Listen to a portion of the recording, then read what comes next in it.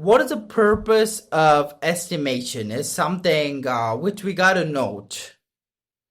So, estimating for a work or project is necessarily being used for the following purposes. To ascertain the necessary amount of money that is required by the owner to complete the project, whatever.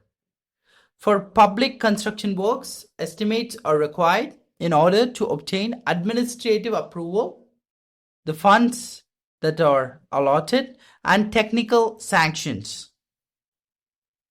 The second point would be to ascertain the quantities of materials that are required to program their timely procurement.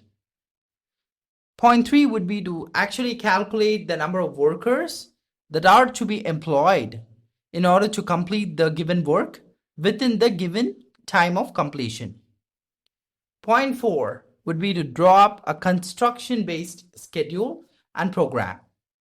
Point 5 would also be to justify the investment from the benefit cost ratio. Okay? So these are the top points. You can also look at a particular point that involves an estimation from an existing property that is required for valuation. And talking about what is called a revised estimate, it is generally a detailed estimate of the revised quantities and rates of items or works that are provided in the estimate without material deviations of a structural nature from the design originally approved for a project. What is a supplementary estimate? If you ask me, what is a supplementary estimate? During the progress of the work, some modifications or additions due to material deviation of a structural nature from the design originally approved may be thought necessary for the development of a project. A supplementary estimate includes all these works. The method of preparation is the same as that of a detailed estimate, and it should be accompanied by a full report of the circumstances which render is necessity. That there is also something called a special repair estimate, the huge, amazing type I'm talking about, that amazing one out there. If the work cannot be carried out of the annual repair funds due to certain reasons that result in the genuine increase in cost, remember, in the genuine increase in cost, then special repairs estimate is to be prepared. The reason of increase may be the case of buildings as well as roads. When we look at general terminologies that are used in estimation, we have to note down contingencies. That means it depicts incidental expenses of miscellaneous work which was not or could not be described in the estimation. Contingency amount is usually what you call as 3% to 5% of the estimated cost. Tools and plants. For arranging tools, equipment and plants, there is 1% to 1.5% of the estimated cost that is kept, guys, okay? The third one is work charge establishment. Work charge staff is temporarily hired for a specific period of time. They can be terminated with a 1 month notice period, and the amount for this is usually 1.5% to 2% of the estimated cost, guys, okay? Then departmental charges, these are supervision charges for the work, which is usually 10% to 15% of the estimated cost. So keep that in mind. And one thing you got to note down is something where you got to understand that here, that is, an estimate is prepared. How it is actually prepared? It is actually by calculating the quantities from the drawings for various items, and then you got to multiply them with the unit cost of the item concerned. Okay? So you need certain drawings, which is the kind of a basis for which the quantities of various items for a work is calculated. it would actually consist of the plan, the elevations, and various other sections and all. Okay. Then general specification you need, because this is the main criteria. General specification means it forms the general idea for the project. In this, the nature and class of work and the names of the materials that should be used are generally described here. Then we look at the detailed specification. For detailed specification, it describes every item of work in the estimate. This kind of specification serves as a great guide to execute the work to the satisfaction of the owner. Then standard circulars for taxes, insurance, etc. are required, guys. Okay. Rates also are required to estimate, to determine the cost, the estimated cost. As a civil engineer, you should know everything, guys, about estimation, because I found out that project planning in general is hardly taught at all in most engineering colleges, so that your education may not help you much other than, doing a good preparation for learning it all the hard way. Everything in the future is certainly unknown, but not entirely uncertain.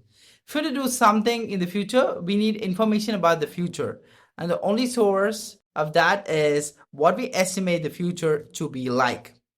Estimation is a large part of the design process and also the planning stage, right?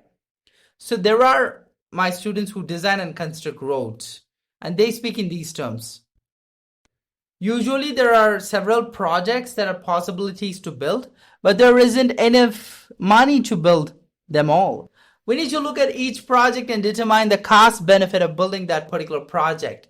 Early on in the planning phase, the planning stage, estimating the cost of the projects is at a very, very high level. We don't go into the details at all at that point of time. We try to estimate how much it would cost to design the project and how much it will cost to build the project within an order of magnitude. It usually includes an estimation of how much right of way or property needs to be purchased as well. We compare these costs to what we're doing and what we are actually going to achieve by building the project. For example, will there be less accidents? Will it improve the flow of traffic, level of service? Will it improve, side distance or increase speeds? Will it lead to that? Or will it allow for increased speeds in the fashion? Or will it improve safety of pedestrians? And the list goes on and on and on. These benefits may get any sort of ranking important or are assigned to a kind of a dollar value for that matter. Okay.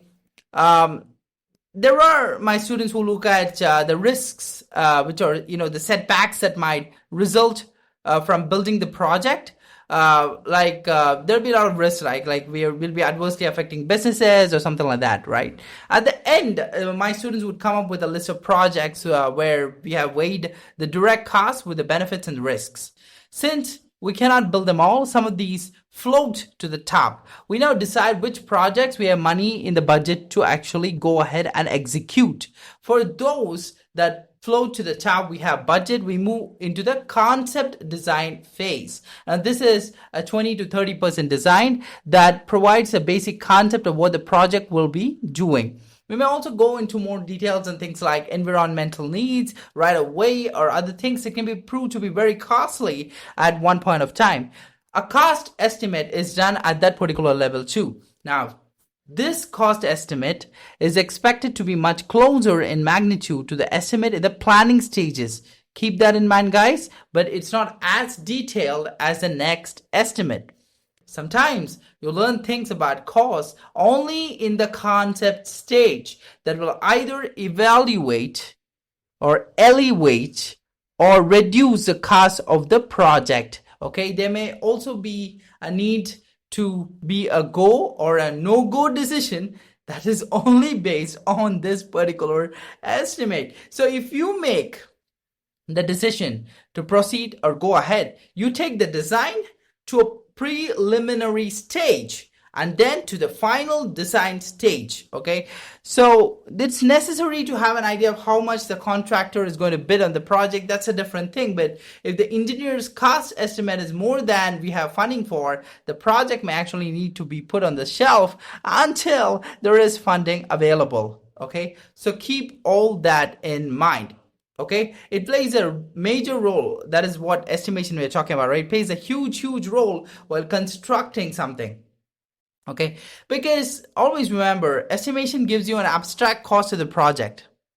It's not just about finding the cost, but it also has various advantages in the field of civil, right? You can also, guys, start off by practicing small works like plastering works, earthwork estimation, etc.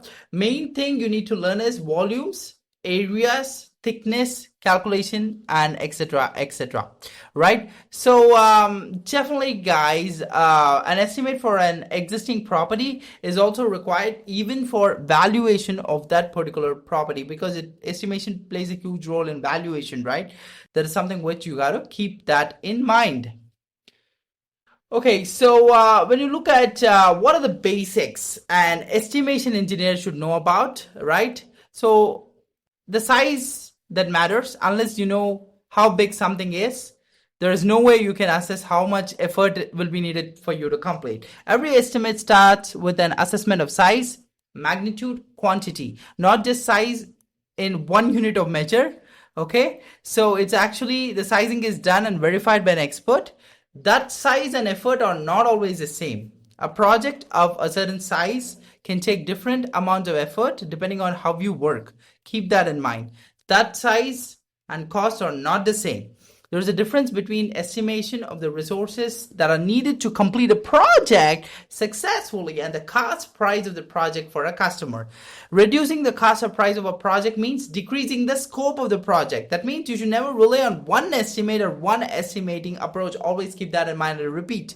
You should never rely on one estimate or one estimating approach. That estimating is an engineering discipline that is hard, difficult, and which you'll not be making many friends if you don't do it properly, or if you do it properly, that's up to you. Because estimators don't always have an opinion, they have data. Anything they say, any number they throw in the air is supported by evidence. They're able to explain where a number comes from, how it was actually derived, and why some ignorant claiming it is much ill-informed. It is ill-informed for that matter. Okay. That you estimate the resources that is needed to complete the project successfully is always required. That you learn how to calculate the cost that is involved. Okay, that works wonders. Actually, when I asked Sharanya about her own thoughts about how this can, how this needs to be put across, she gave me a lot of examples too, which I need to tell you that here. She says that estimation and planning of a construction is a huge field of learning. Every construction happening around us is kind of a project which has a definitive start and an end point, but you can innovate in this phase. So all you gotta do is study your scope of work in a project. That is the first point she explained to me. The second one is study whether the bill of materials are in line with your scope of work. If yes, then proceed to the third point. If no, approach your contracts, design, commercial team in this phase itself, in the second point itself, right? Once you know about the second point, study whether the bill of materials are in line with their scope of work. If that doesn't work, okay, then it's no for you to proceed further. It should come in line, right? It should be a kind of a thing which come in line with your scope of work. The third one is make a work big breakdown structure, WB as she says, for the entire project. Preliminary means you make some kind of a macro planning, identifying activities that help you to prioritize them. The fourth one would be to prioritize them in the sequence of time, saving, engineering, cost-effective way. Time is money, always remember, she said. Then the fifth would be to link them in a kind of a proper sequence, the kind of a MSP they call it, right? MSP is a tool which helps you to link activities and allocate resources to each activity. This is very important. Sixth point is before linking to any activity or MSP, she said that I need to understand the sequence very properly to identify case studies where I can squeeze time and planning or something like that. Or I can even make a real scenario honoring the actual time of work. The seventh, she said that planning needs to be to actually identify the stages or the changes in the work schedule, like scope change or risk or government policies, etc., which are not foreseeable. Then next one would be to actually, do the quantity estimation that is done over drawings, which we're talking about, right, initially. It's a major one because you need to be very careful, she said, while doing estimation, because it should not shoot your budget or pre-start estimate it should not overshoot, right? Not just shoot your budget at any point of time, and it should not also overshoot the budget or even the pre-start, estimation for the project. Association with the work with some kind of a senior planning person or any other kind of organization would help a lot. So that means you also get a mentor in the process, right? Who'll be able to handle the intricacy of estimation and planning. And that is a crucial element. That is what she told me.